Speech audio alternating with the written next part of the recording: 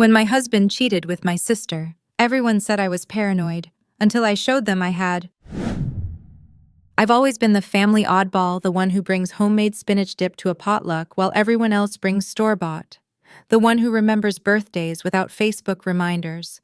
The one who married Ronald, the hometown golden boy with the dimples that could charm his way out of a speeding ticket. The one who believed in things like love and loyalty. What a joke. The first hint came on a Tuesday. Aren't life-changing revelations supposed to arrive on dramatic nights with thunderstorms? Not random weekday afternoons. I was doing laundry sorting whites, darks, and delicates when Ronald's phone buzzed on the dresser. A text notification lit up the screen. Can't wait for tomorrow. Same time, same place. Don't forget the wine this time. V. My sister Violet Vio, as she preferred to be called since college, when she decided that Violet wasn't exotic enough for her brand. The sister who always borrowed my clothes and returned them with mysterious stains. The sister who once dated my high school boyfriend 2 weeks after we broke up because you weren't using him anymore. I stood there, a pair of Ronald's boxer briefs dangling from my hand, staring at that message until the screen went dark. A coincidence, surely. V could be anyone. Vio wouldn't do that to me. Ronald wouldn't do that to me.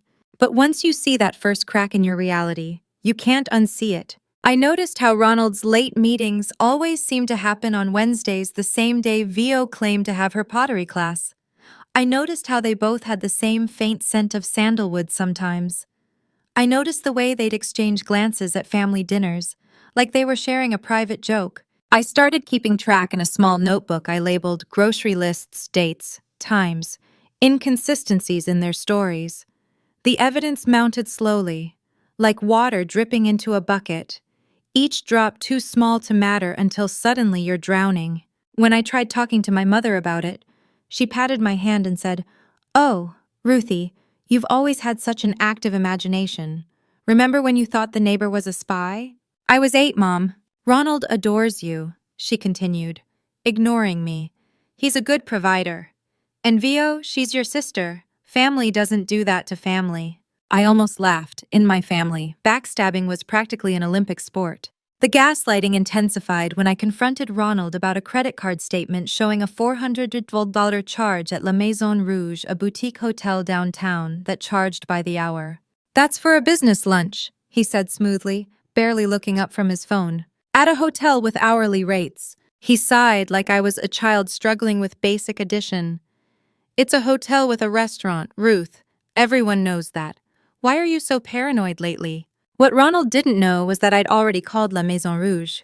They didn't have a restaurant. That night, I lay awake beside him, listening to his steady breathing, wondering how someone could lie so effortlessly. The man I'd married, who'd vowed to honor and cherish me, was sleeping peacefully while my world was collapsing.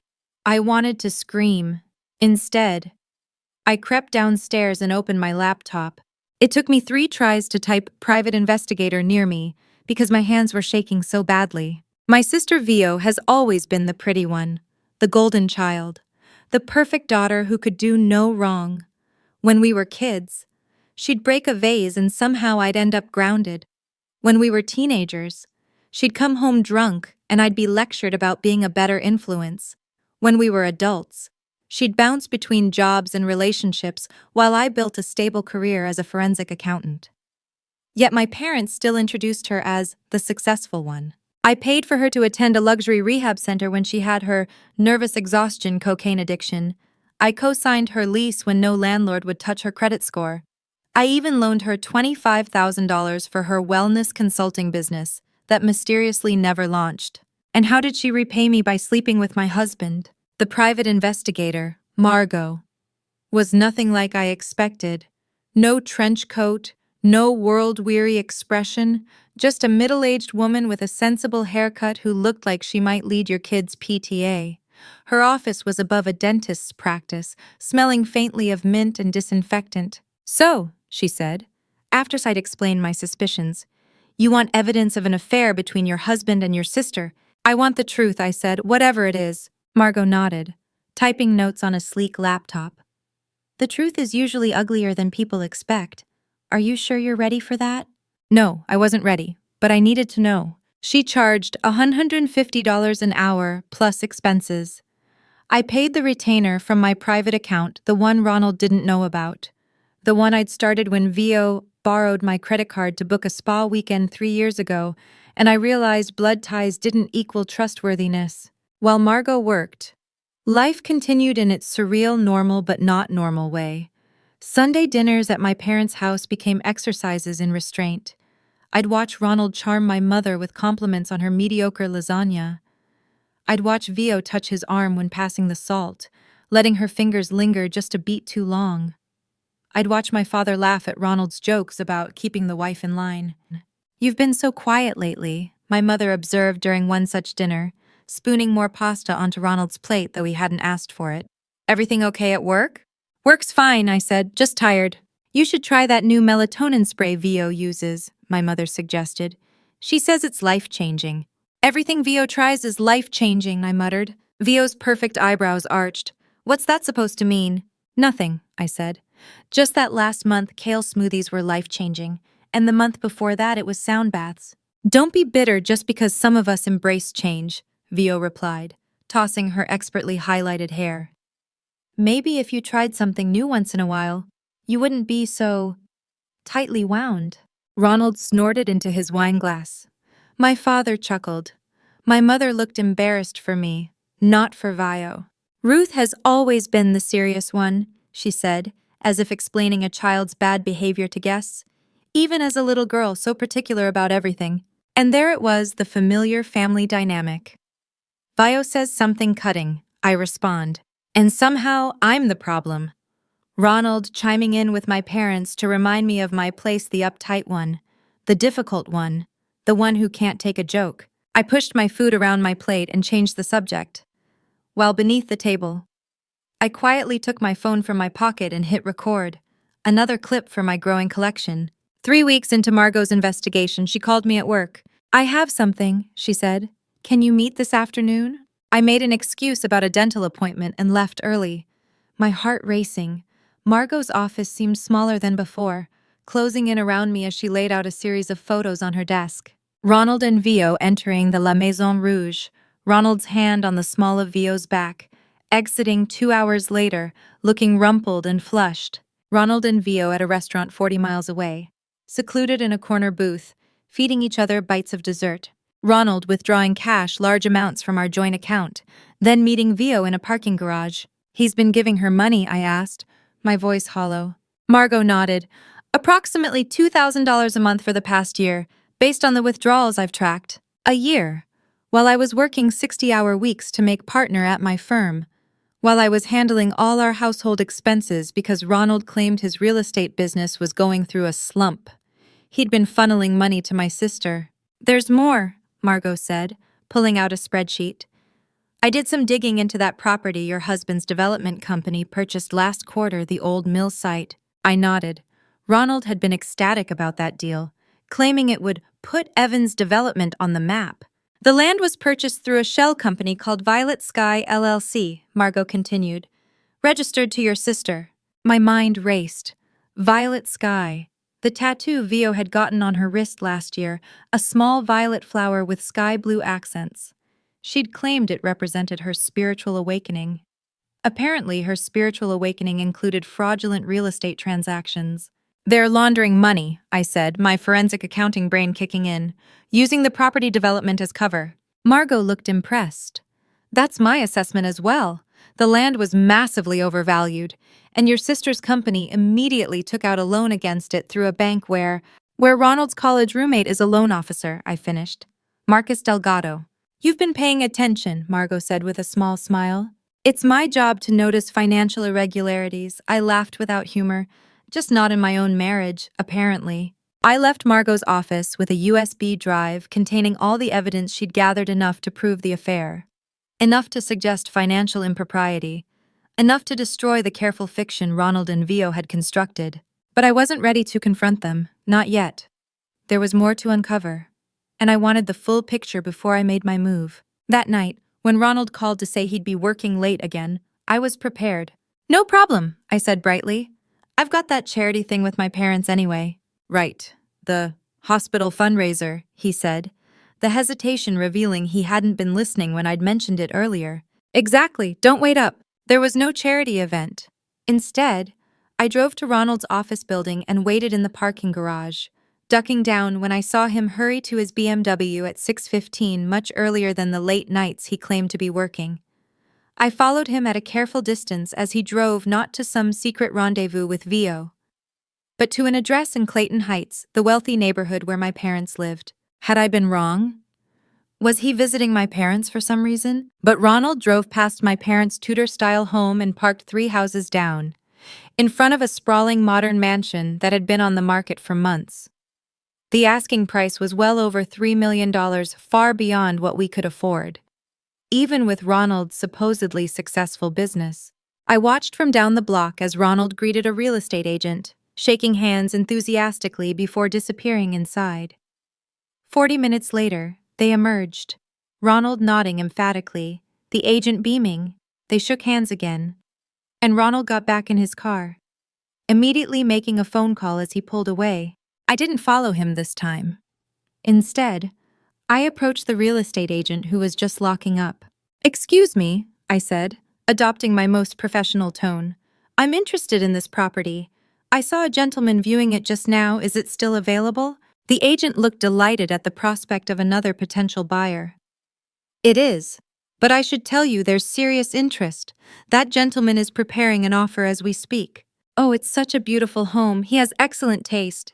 Indeed, he and his wife are very excited about the property." I felt a cold weight settle in my stomach. His wife? Yes, lovely woman. Petite, stylish, beautiful blonde hair. They make such an attractive couple. They're going to love the master suite, just renovated with Italian marble. Vio. He was buying a house with Vio. My sister, who had never worked a steady job in her life, was about to move into a multi-million-dollar mansion with my husband. "Are you all right, ma'am?"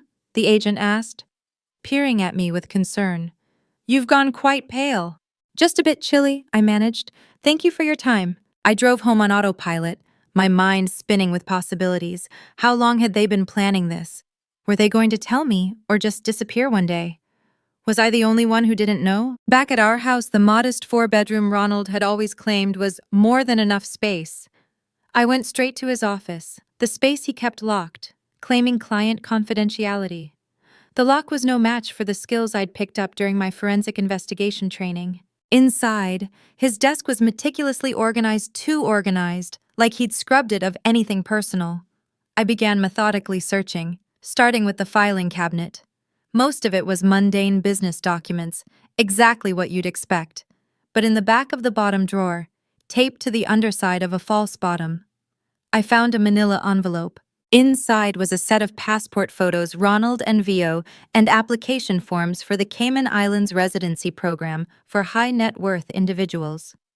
A brochure detailed the tax advantages and privacy protections offered to residents. Paperclipped to these was a document showing wire transfers to an offshore account totaling over $4.8 million. The final piece was a printout of an email exchange between Ronald and someone named Santiago, discussing the extraction timeline and asset liquidation strategy with a proposed date 3 weeks from now. They weren't just having an affair. They were planning to flee the country with millions in what I strongly suspected were ill-gotten funds. I photographed everything, careful to return it exactly as I'd found it, then relocked the office door. Back in our bedroom, I sat on the edge of the bed, trembling not with sadness or even anger, but with cold, focused rage. Ronald and Vio had underestimated me spectacularly. They thought I was the boring sister, the reliable wife, too trusting to notice their betrayal, too conventional to fight back. They had no idea what was coming. The annual Evans family Easter dinner was a tradition my mother enforced with dictatorial enthusiasm. Attendance was mandatory, dress was formal, and the conversation was to remain pleasant at all costs, meaning any real issues were swept under the rug while we discussed the weather and Aunt Lydia's hip replacement. This year, Easter fell exactly 2 weeks before Ronald and Vio's planned extraction date. Perfect timing. I spent the days leading up to Easter finalizing my preparations. I met with a forensic accountant colleague who confirmed my suspicions about Ronald's business dealings. I consulted with a lawyer who specialized in divorce and financial fraud. I compiled all the evidence Margot had collected, along with my own discoveries, into neatly organized files, and I practiced my speech in the mirror, over and over, until I could deliver it without my voice shaking. Easter Sunday arrived sunny and mild. I wore a pale blue dress that Ronald had always complimented, styled my hair the way he preferred, and applied makeup carefully. To anyone observing to Ronald as he straightened his tie beside me, to my parents when we arrived at their house, to Vio when she showed up fashionably late, I looked exactly as I always did, pleasant, accommodating Ruth. Accommodating. My mother greeted us with air kisses.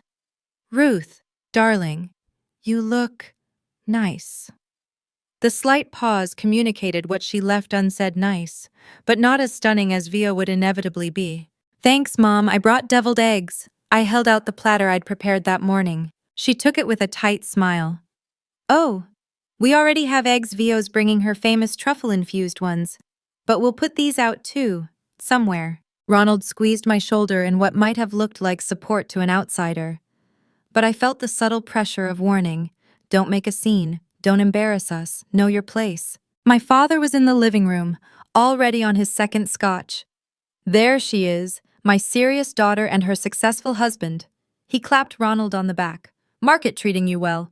"Can't complain," Ronald said smoothly. "Just closed on a major development deal last week." I sipped my wine and smiled blandly, wondering which fraudulent transaction he was referring to. When Vio arrived, the atmosphere changed as it always did, like someone had turned up the dimmer switch on a chandelier.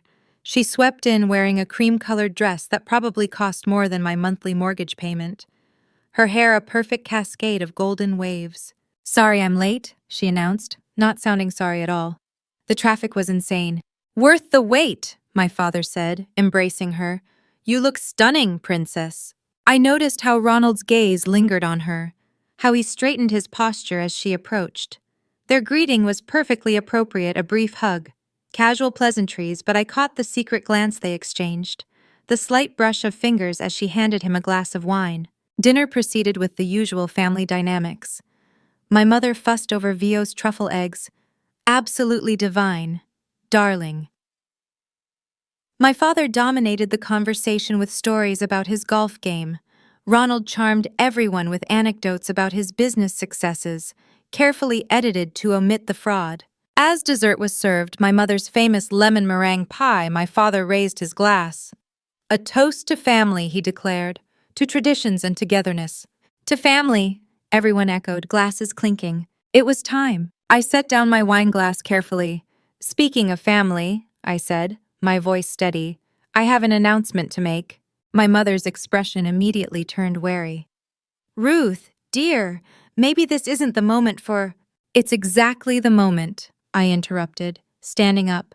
"I've been waiting for the whole family to be together." Ronald's hand gripped my wrist under the table, his fingers digging in painfully. "Ruth," he murmured, "what are you doing?" I smiled at him, the same smile I'd practiced in the mirror. "I'm embracing change.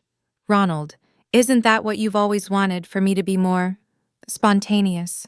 Vio's eyes narrowed. My father looked confused. My mother was already reaching for the pie server, trying to divert attention. "Who wants more dessert, Ruth? Sit down, you're being dramatic." Instead, I reached for my purse and removed a sleek tablet.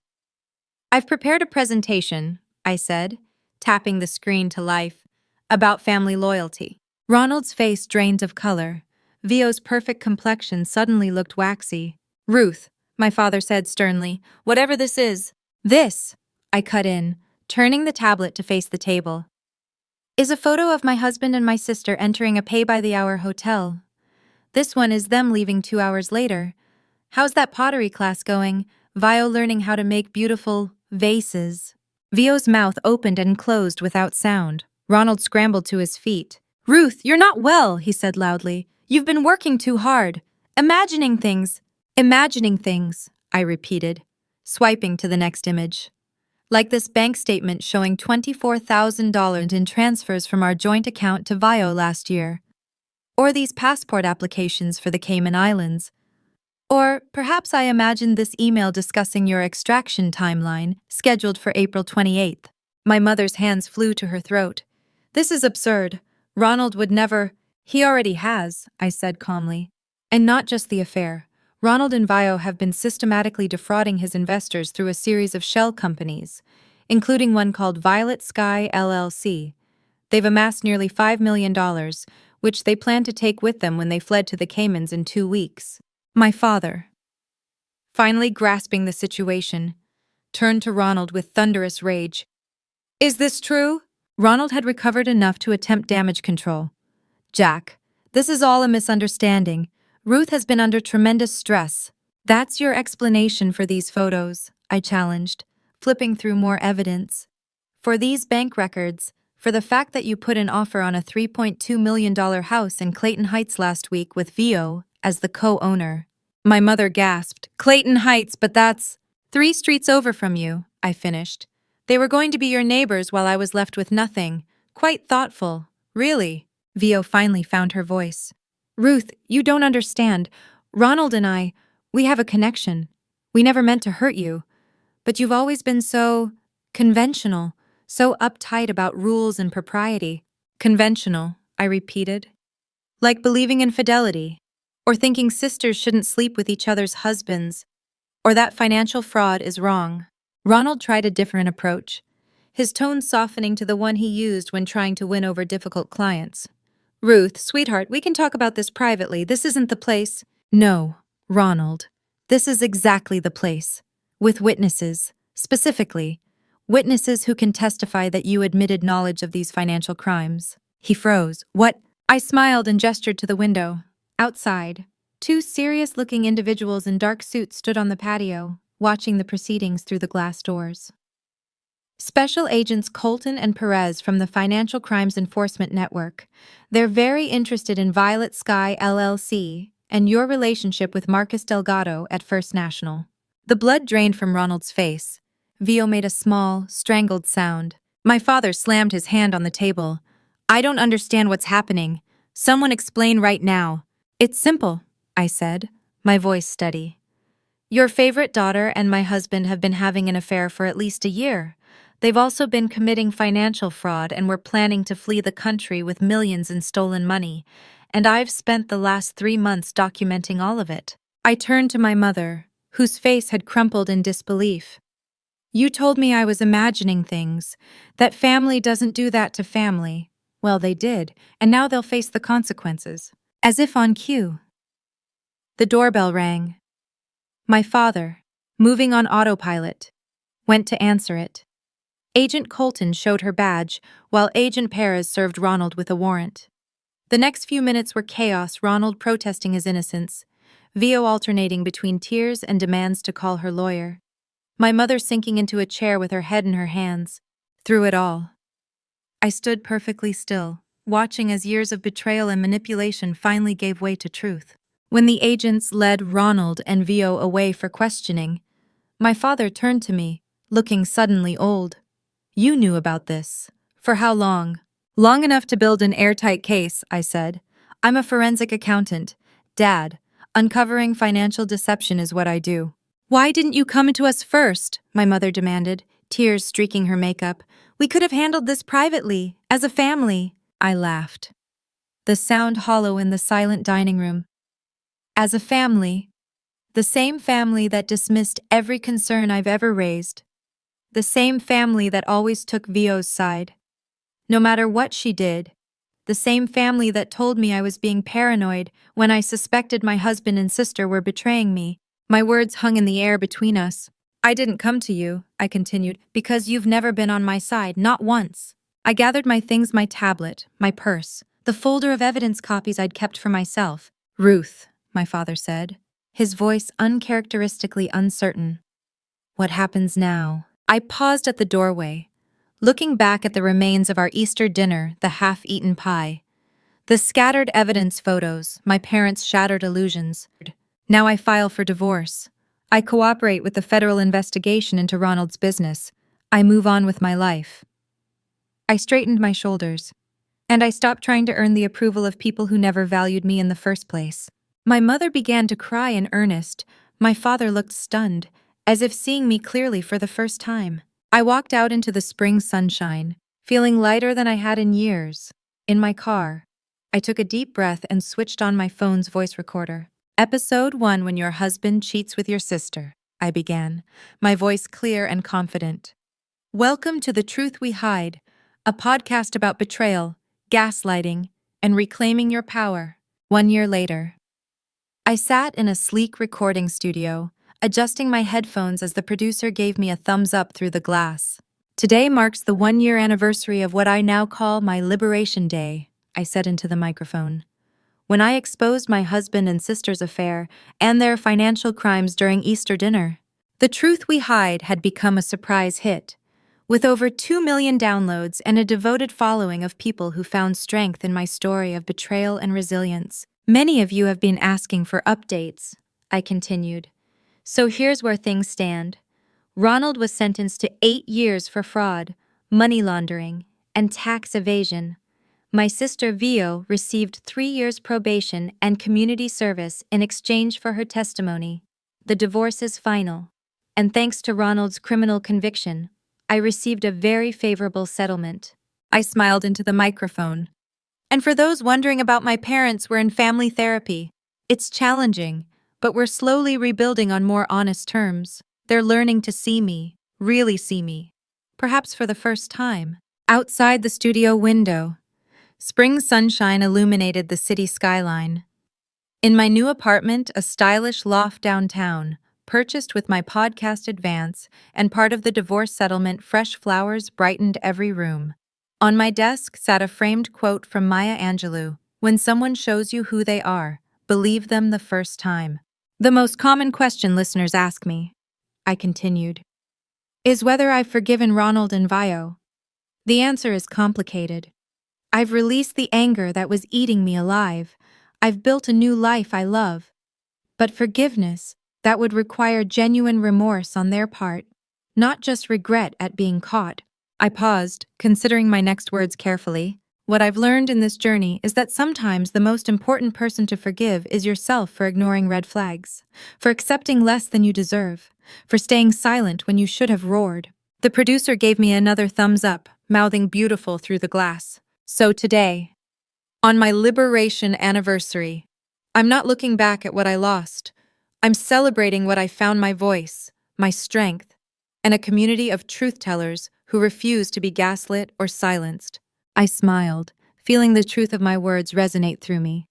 As for Ronald and Vio, well, I hear prison jumpsuits aren't particularly flattering, and orange was never Vio's color. Sometimes, the best revenge isn't just exposing the truth, it's living well in its aftermath. And that's exactly what I intended to do. Until next week, this is Ruth Evans reminding you that your story matters, your truth matters, and you matter. Keep shining your light. The recording light blinked off.